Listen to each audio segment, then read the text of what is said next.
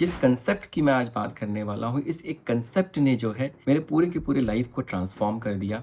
जब मैंने ये कंसेप्ट पढ़ा, मेरी चीज़ों को देखने का जो मेरा नज़रिया है, वो बदलना शुरू हो गया। अब देखिए क्या होता है, 90% केसेस में जब हम इस भौतिक जगत में रहते हैं, हमारे अंदर एनवी है, ग्रीड है, समस्याएं हैं, तो जो हमारा अनाहत चक्र है वो सबसे पहले ब्लॉक हो जाता है। और जब ये हमारा अनाहत चक्र ब्लॉक होता है, तो जो ऊर्जा नीचे से उठ के ऊपर जानी चाहिए वो नहीं जा पाती है। जो अनाहत चक्र है ये जंक्शन है बिटवीन जो उसके ऊपर जो मेरा विशुद्धि चक्र है, आज्ञा चक्र और सहस्रार चक्र, ये स्पिरिचुअलिटी को डिनोट करता है। और इसके बीच में जो हमारा अनाहत चक्र है वो एक जंक्शन है जो इस एनर्जी को ऊपर नीचे ले जाने में मदद करता है। जब आप हायर फ्रिक्वेंसी पे वाइब्रेट करते हैं, जिसकी आपको डिजायर है, उसको आप अपने जीवन में अट्रैक्ट करना शुरू कर लेते हैं।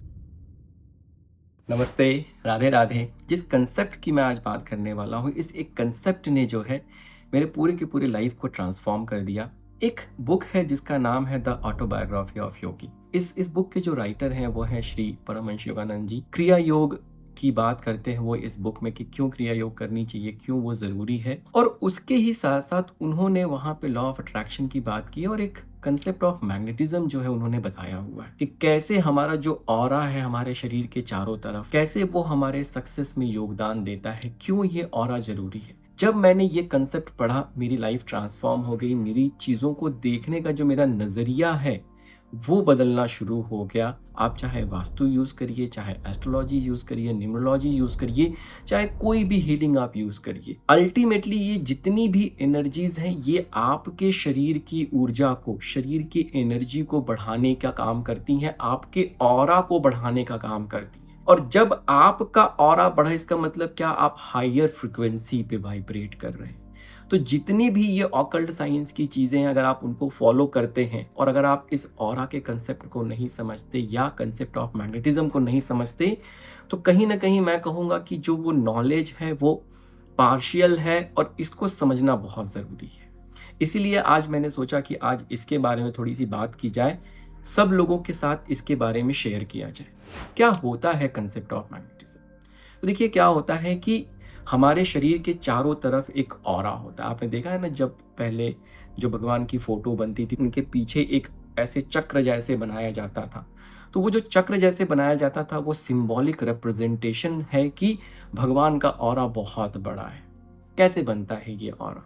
जब हम सांस लेते हैं तो ऊर्जा जो है, जो एनर्जी हमारे शरीर में क्या होता है, 7 चक्रास हैं। तो एनर्जी जो है वो लोअर चक्रा, मूलाधार चक्रा से एनर्जी उठ के ऑल द वे टू इस तरीके से होते हुए यहाँ पे आज्ञा चक्रा पे आती है।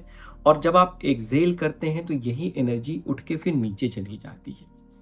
इस एनर्जी के मूवमेंट के लिए 2 चीजें बहुत इंपॉर्टेंट हो जाती है। एक कि वो एनर्जी ऊपर उठे, उसके लिए जितनी मुझे सांस लेनी है मैं वो सांस लूं। इसलिए मैं हमेशा कहता हूं कि सांस जो है आपकी नाभि से चलनी चाहिए, आपका पेट जो है बाहर निकलना चाहिए। उसके बारे में थोड़ी और बात करेंगे हम लोग आगे वीडियो में। और जो दूसरी चीज है वो है आपके चक्रा, क्योंकि चक्रा जो है यही जंक्शन है जिससे हो के वो एनर्जी, वो ऊर्जा उठ के ऊपर जाती है। देखिए हर चक्रा को कोई ना कोई ग्रह, कोई ना कोई प्लैनेट जो है रिप्रेजेंट करता है। तो अगर एस्ट्रोलॉजिकली हम देखें तो हमारे चार्ट में जो प्लैनेट मैलेफिक हैं, जिनकी वजह से प्रॉब्लम है, अगर हम न्यूमरोलॉजिकली देखें तो जो नंबर मेरे लिए चैलेंजिंग है, जो नंबर मेरे लिए डिफिकल्ट है या जो नंबर मिसिंग है, इस तरीके से वो क्या करेगा, वो पर्टिकुलर जो प्लैनेट है वो कहीं ना कहीं नेगेटिव है और उससे जुड़ा हुआ जो चक्रा है हमारा वो इम्बैलेंस हो जाता है। और जब वो इम्बैलेंस हो जाता है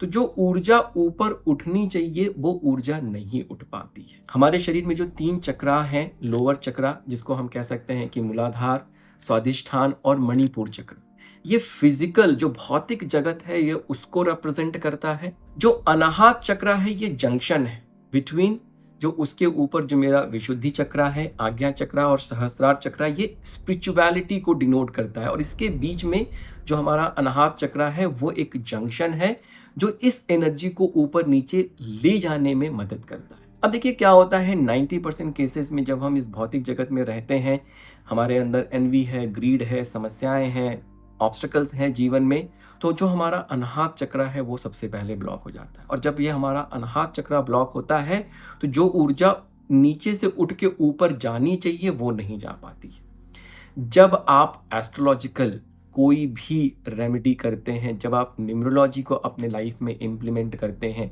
तो क्या होता है कि जो प्लैनेट्स इन चक्रास को रूल कर रहे हैं, धीरे धीरे वो प्लैनेट्स जो हैं वो प्लैनेट बैलेंस होने शुरू होते हैं। इन रिजल्ट आपका चक्रा भी बैलेंस होना शुरू होता है, और जब आपका चक्रा बैलेंस होता है तो वो जो एनर्जी जो नीचे स्टक होके बैठी हुई थी और कहीं हो सकता है कि डाउनवर्ड ही फ्लो कर रही हो, वो ऊर्जा ऊपर उठनी शुरू होती। अब क्या होता है जब ऊर्जा ऊपर उठती है? देखिए, जब एनर्जी नीचे से ऊपर जाती है, जैसे आप एक समझ लीजिए एग्जांपल लेते हैं कि एक इलेक्ट्रिसिटी फ्लो कर रही है किसी वायर में, ठीक है। तो जब उस वायर में इलेक्ट्रिसिटी, एनर्जी जो है कुछ नहीं तो इलेक्ट्रिसिटी ही है, तो जब वो इलेक्ट्रिसिटी उस वायर में फ्लो करती है तो उस वायर के चारों तरफ एक इलेक्ट्रोमैग्नेटिक फील्ड बन जाता है। ये जो इलेक्ट्रोमैग्नेटिक फील्ड है, यही जो है एक एनर्जी का फॉर्मेशन करता है उस वायर के चारों तरफ। तो जितना तेजी से इलेक्ट्रिसिटी, जितने इंटेंसिटी के साथ इलेक्ट्रिसिटी फ्लो करेगी, उतना ज़्यादा, उतना बड़ा इलेक्ट्रोमैग्नेटिक फ्लो क्रिएट होगा। वैसे ही जब हमारे बॉडी में मान लीजिए कोई चक्रास में ऑब्स्टिकल नहीं है और एनर्जी अगर अच्छे से ऊपर उठ के जा रही है, तो क्या होता है कि फिर जो इलेक्ट्रिसिटी है वो बहुत अच्छे से फ्लो कर रही है, निर्बाध तरीके से फ्लो कर रही है। जब निर्बाध तरीके से ऊर्जा बहनी शुरू होती है तो वो बहुत बड़ा इलेक्ट्रोमैग्नेटिक फील्ड बनाना शुरू कर देती है, और जितना बड़ा आपका इलेक्ट्रोमैग्नेटिक फील्ड होता है, उतना ज़्यादा आपकी एनर्जी, आपकी फ्रीक्वेंसी हायर हायर हायर होती चली जाती है। और जब आप हायर फ्रीक्वेंसी पे वाइब्रेट करते हैं, इस दुनिया में जितनी भी चीज़ें हैं वो हायर फ्रीक्वेंसी पे वाइब्रेट करती हैं। आप भी हायर फ्रीक्वेंसी पे वाइब्रेट कर रहे हैं, वो चीज़ भी हायर फ्रीक्वेंसी पे जिसकी आपको डिज़ायर है, उसको आप अपने जीवन में फिर अट्रैक्ट करना शुरू कर लेते हैं। तो जो मैग्नेटिज्म है वो बहुत इंपॉर्टेंट है। अगर आपका मैग्नेटिज्म, देखिए नॉर्मली होता क्या है, जब जीवन में बड़े सारे ऑब्स्टिकल, बड़ी सारी दिक्कतें, परेशानियां आती, तो जो सबसे पहली जो चीज होती है वो हमारा अनाहत चक्र जो है वो ब्लॉक हो जाता है। अब ऊपर की ऊर्जा ऊपर रह गई, नीचे की ऊर्जा नीचे रह गई।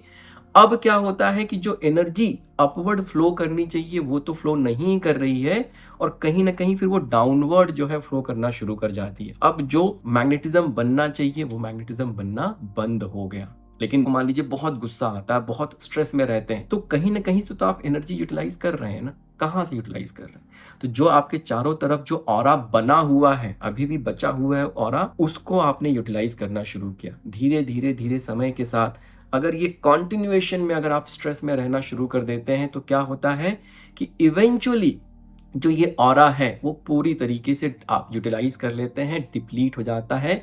आप बहुत बहुत बहुत लोअर फ्रिक्वेंसी पे वाइब्रेट करने लगते हैं। जब आप लोअर फ्रिक्वेंसी पे वाइब्रेट करेंगे तो क्या होगा, दुनिया में जितनी भी नेगेटिव चीज़ें हैं वो लोअर फ्रिक्वेंसी पे वाइब्रेट करती हैं, वो सारी चीज़ें आप अपने लाइफ में अट्रैक्ट करना शुरू कर लेंगे। मान लीजिए कि आपने न्यूमरोलॉजी का सॉल्यूशन यूज़ किया, तो जैसे ही आपने न्यूमरोलॉजिकल सॉल्यूशन यूज़ करना शुरू किया, आपका डेट ऑफ बर्थ, आपका नेम नंबर, ये आपस में सिंक में आना शुरू हो जाता है।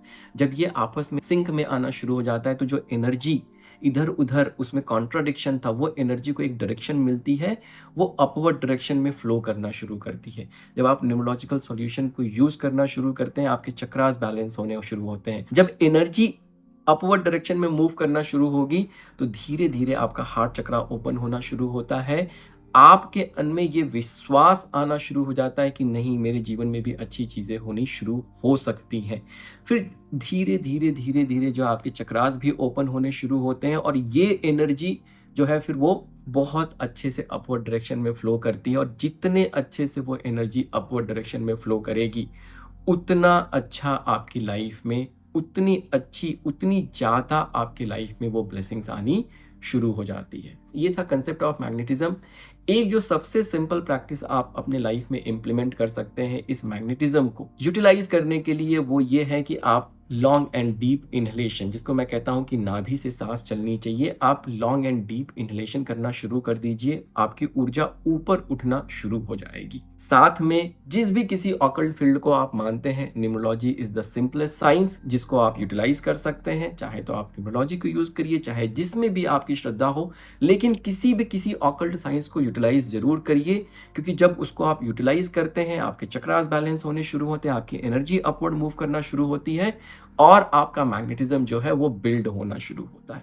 और धीरे धीरे आप देखते हैं कि लाइफ में जो एक वो ब्लेसिंग, जो ब्लिस वाली स्टेट है, उस डायरेक्शन में आप पहुंचना शुरू हो जाते हैं। मैंने ये आज जो है मैग्नेटिज्म का कंसेप्ट समझाया है, इसको समझिए, इसको देखिए, इसको अपनी लाइफ में इम्प्लीमेंट करने की कोशिश करिए। बिकॉज देखिए, जो है, चाहे आप किसी भी ऑकल्ट साइंस से जुड़े हो, चाहे आप ना भी जुड़े हो ऑकल्ट साइंस से, लेकिन जीवन में सफलता का जो सिद्धांत है वो यही है। जीवन में सफलता आपको इसी से मिलेगी, इसी तरीके से सफलता मिलती है, और कोई दूसरा रास्ता नहीं है। सपोर्ट में आप चाहे जिस चीज को ले लीजिए, लेकिन जब तक ये घटना नहीं घटेगी, जब तक आपका मैग्नेटिज्म, जब तक आपका ऑरा स्ट्रांग नहीं होगा, जीवन में सफलता नहीं मिलेगी।